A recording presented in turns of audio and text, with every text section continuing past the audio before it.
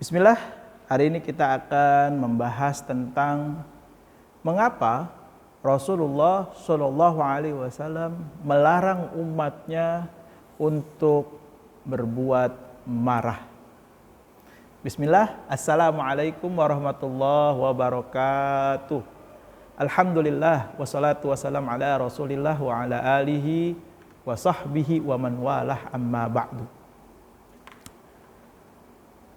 Marah di dalam Islam itu diatur, ya. Bukannya tidak boleh marah, kita boleh marah tapi pada tempatnya.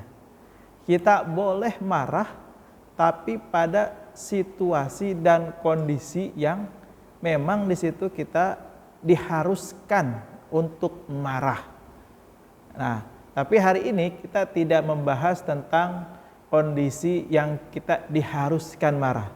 Tapi yang kita mau bahas pada kesempatan hari ini adalah dampak negatif daripada orang yang marah. Ya, bismillah. Ini saya ambil dari beberapa sumber literasi yang mudah-mudahan bisa mewakili daripada hal-hal yang terkait dengan kenapa Rasulullah Shallallahu Alaihi Wasallam melarang marah. Ya, yang pertama, dampak negatif bagi mereka yang suka marah. Yang pertama nih, dipandang atau dilihat dari perspektif kerugian psikologis dan emosional. Nah, dari sumber yang saya baca, orang yang suka marah, kerugiannya dari sisi psikologis dan emosional apa? Dia tidak bisa fokus, dia tidak bisa tenang, ya. Terus kerugiannya apa lagi? Yakni orang yang emosinya meledak-meledak itu mudah terserang stres dan selalu berpikiran negatif mulu. Nah, ini dampak yang pertama atau kerugian yang pertama bagi mereka yang suka marah. Terus yang kedua, dampak orang yang suka marah, kerugiannya dari sisi kesehatan fisik adalah, ini jangan sampai terjadi, apa? Memiliki resiko yang lebih tinggi untuk terjangkit penyakit stroke, penyakit jantung, dan penyakit darah tinggi. Nauzubillah, ya.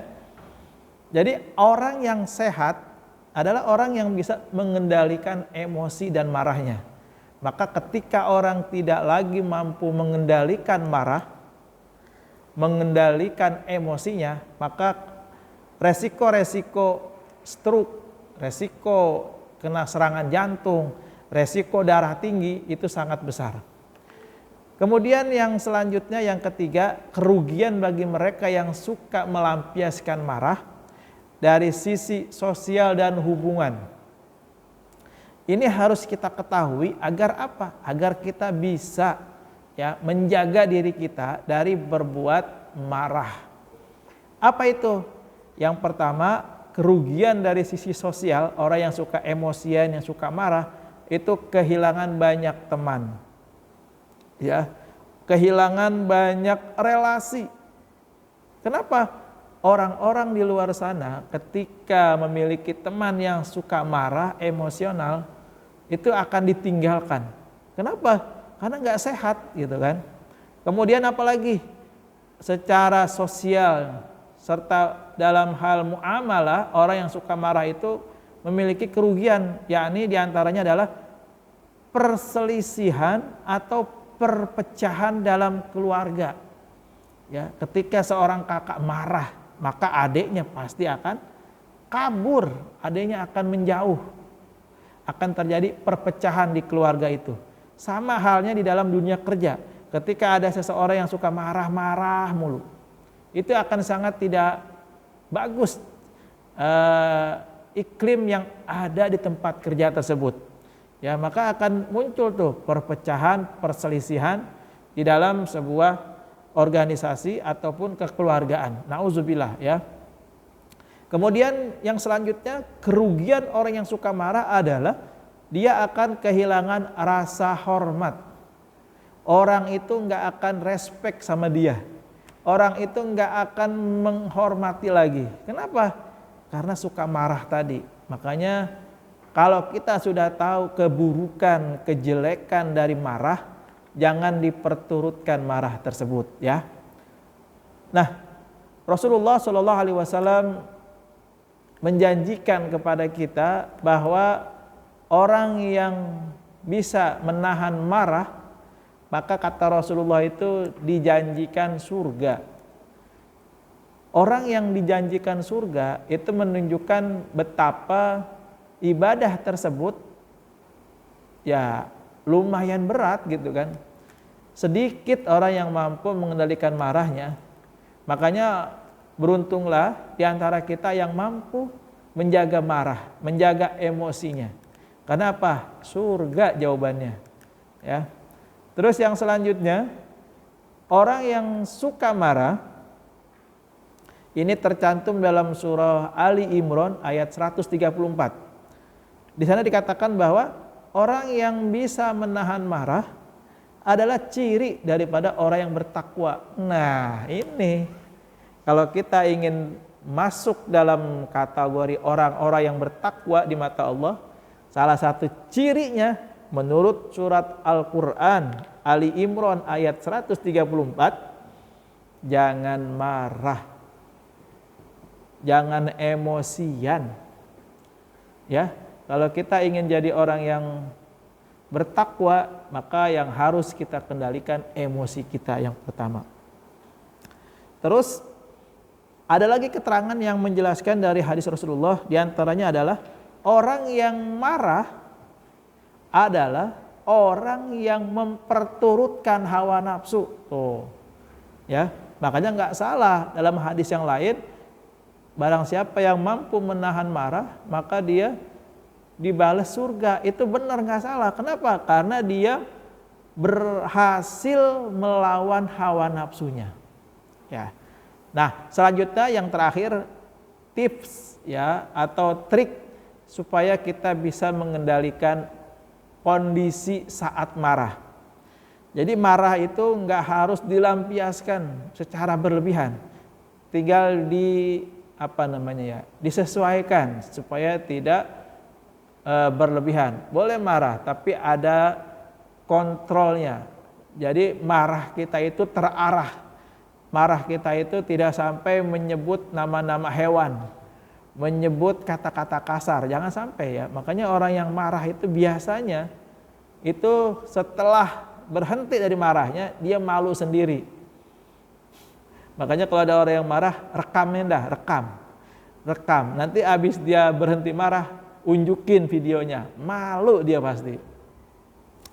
Berikut ini ada trik dan tips agar marah kita mereda kalau kita sedang marah. Yang pertama, Rasulullah bilang, kalau Anda umatku yang sedang marah, maka perbanyak membaca ta'awuz.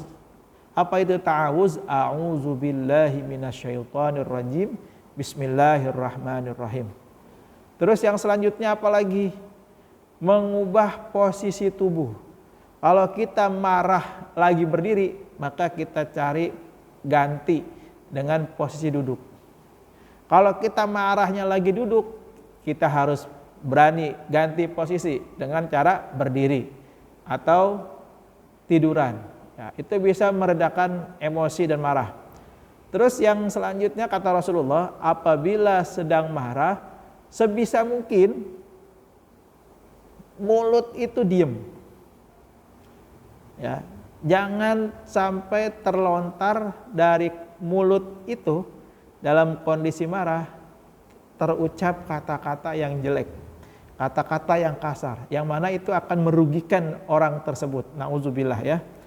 Terus yang selanjutnya yang bisa dilakukan ketika dalam kondisi marah adalah berwudu, segera berwudu. Karena dengan berwudu itu dapat memadamkan emosi. Dengan berwudu dapat mendinginkan akal yang panas tadi. Nah, terus yang terakhir, setelah kita melakukan tahapan-tahapan itu, yang terakhir itu kita ingat-ingat. Ingat-ingat apa Ustadz? Ingat-ingat janji Rasulullah. Apa yang dijanjikan oleh Rasulullah? Bahwasanya Rasulullah menjanjikan, barang siapa yang mampu menahan emosi, menahan marah, maka dia diganjar oleh Allah pahala yang besar. Ingat tuh janji Rasulullah. Atau ada lagi janji Rasulullah, barang siapa yang mampu menahan marahnya, maka dikasih surga sama Allah. Tuh, gitu ya. Kalau kita masih sadar, ingat-ingat keutamaan daripada menahan marah. Ustadz, bagaimana mungkin orang marah bisa ingat-ingat hal yang seperti itu? Itu dia, makanya dijaga, dikontrol emosinya, dikontrol bicaranya. Jangan sampai berlebihan. Karena hakikatnya orang yang marah itu orang yang memperturutkan hawa nafsunya. Ustadz, tapi saya marah dalam kondisi benar. Apakah nggak boleh? Tetap nggak boleh. Benar aja dilarang, apalagi salah. Artinya apa? Marah itu harus pada posisi yang tepat. Ya. Allahu a'lam bishawab. Mudah-mudahan bermanfaat. Hadanallahu wa iyyakum ajmain. Assalamualaikum warahmatullahi wabarakatuh.